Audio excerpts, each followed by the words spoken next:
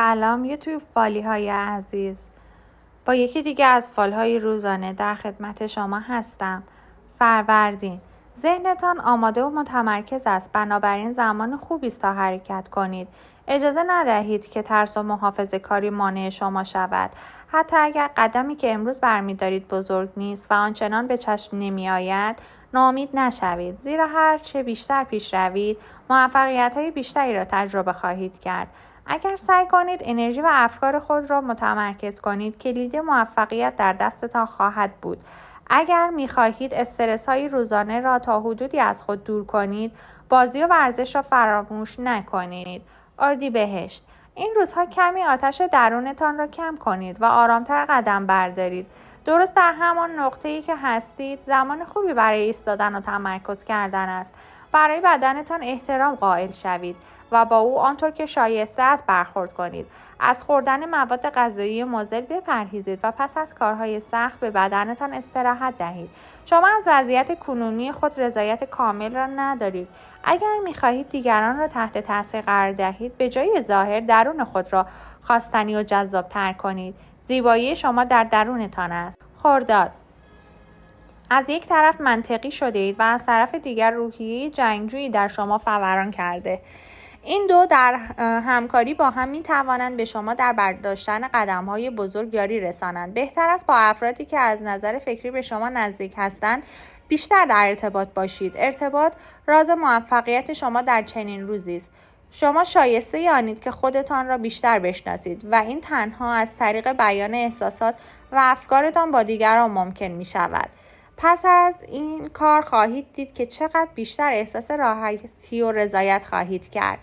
تیر، این روزها فردی جلویتان را میگیرد و از شما سوالی میپرسد. با وجود اینکه جوابش را میدانید، از پاسخ دادن به آن امتناع میکنید. شما دوست ندارید حقایق را به همین زودی آشکار کنید. کمی صبر لازم است تا به شرایط دلخواهتان برسید. شما قدرت درک بالایی دارید. شاید تا به حال خودتان هم به این موضوع دقت نکرده باشید، اما با کمی تمرکز بر آن خواهید فهمید که فواید زیادی برایتان خواهند داشت. پس ایده های کوچکی که به ذهنتان خطور می کند را نادیده نگیرید. مرداد، این روزها هیچ ترسی به دل راه ندهید. شما آنقدر قدرت دارید که می توانید هر آنچه بخواهید را به دست آورید. پس نگذارید ترس‌های کوچک و حس پشیمانی بر شما غلبه کند و مانع از پیشرفتتان شود. راهی که در مقابلتان قرار گرفته، برخلاف آنچه از بیرون به چشم می‌آید، روشن و واضح است. اگر بر اهدافتان اصرار ورزید و مرد عمل باشید و افکار کم اهمیتی که در حال حاضر ذهنتان را درگیر کرده را دور بریزید، صاحب بهشتی خواهید شد که تنها در رویایتان می‌دیدید. شهریور، اگر قدم اول را اشتباه برداشتید، اصلا نگران نباشید، زیرا راه زیادی در پیش است و شما می توانید طول این مسیر اشتباهات خود را جبران کنید. به جای احساس پشیمانی، سعی کنید از تجربیات تلخ گذشته خود برای ساختن آینده بهتر استفاده کنید. حتی اگر آینده شرایط متفاوتی با آنچه شما فکرش را می‌کردید پیش رویتان قرار داد، به جای پشیمانی و عقب کشیدن، خودتان را با آن وفق دهید. انعطاف پذیری نیز یکی دیگر از رازهای موفقیت شماست. مهر، نزاع کوچکی میان شما و یکی از دوستان یا همکارانتان به وجود می‌آید که ممکن است شما را افسرده و ناامید کند. نگذارید این موضوع انرژی و ذهن شما را بگیرد، زیرا آنچه شما باید در چنین روزی روی آن تمرکز کنید روابط عاطفیتان است. کلامی که امروز به زبان میآورید بر دلها خواهد نشست و دیگران را محصور خواهد کرد. پس اگر میخواهید فردی را تحت تاثیر قرار دهید، این روزها بهترین فرصت است. صداقت را نیز از یاد نبرید. آبان، همانطور که این روزها در حال حرکت هستید، ندایی از درون میشنوید که شما را از حرکت باز می‌دارد. هرچه شما سرعتتان را بیشتر می‌کنید، ندایی درونتان شما را به آهسته تر رفتن تشویق می‌کند. بهتر است آن را نادیده بگیرید و کمی استراحت کنید. این روزها به جای انجام کارهای جدی و مهم و بیرون رفتن از خانه، به کارهای خانه رسیدگی کنید و وقتتان را در کنار اعضای خانواده بگذرانید. در خانه ممکن است صحبت‌هایی بشنوید که از آن بیخبرید. ساده از آنها نگذرید، زیرا موضوع مهمی در میان است. آذر، این روزها در دنیای تصورات خود سیر می‌کنید. تمام مرزها را می‌شکنید و به سمت تصاحب سرزمین‌های جدید قدم برمی‌دارید.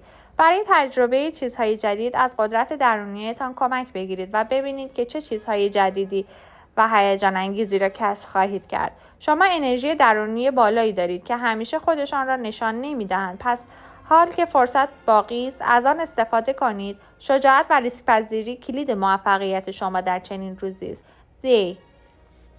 این روزها قبل از عمل خوب فکر کنید، زیرا هر عمل بدون فکر میتواند برایتان مشکل ساز شود.